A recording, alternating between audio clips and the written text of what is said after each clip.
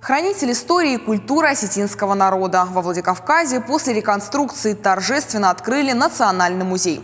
В реставрации здания, основанного в конце XIX века, принимали участие лучшие специалисты страны. Отремонтированы все корпуса музея, построены новые выставочные экспозиционные площади. Фондохранилища оснащены необходимым оборудованием и устройствами для оптимального режима хранения. Посетители смогут увидеть уникальные экспонаты, которые ранее никогда не выставляли из-за отсутствия специальных площадок.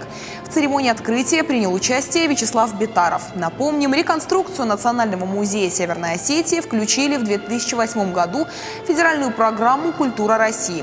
Но из-за отсутствия финансирования работы неоднократно приостанавливали. Однако по инициативе главы Северной Осетии в 2017 году было достигнуто соглашение с Министерством культуры России на проведение работ. Открытие музея является значимым сразу по нескольким причинам, которые тесно связаны между собой. Во-первых, это сохранение и популяризация истории нашего народа. Это важно с точки зрения духовно-нравственного воспитания подрастающего поколения, формирования национального самосознания. Во-вторых, это развитие туризма как одного из направлений туристической индустрии. Наш музей является классическим национальным музеем. Помимо этого, мы включаем в наши экспозиции еще и мультимедийную составляющую. И там у нас представлены тач-столы, на которых закачана информация по разным периодам.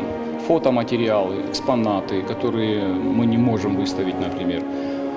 Потом есть экраны большие, которые будут транслировать документальные фильмы, которые могут транслировать мастер-классы, с помощью которых можно проводить методические работы со студентами, со школьниками. Это все будет включено в программу, и это все будет востребовано для школьников, для студентов, для простых граждан. Я думаю, это будет очень интересно.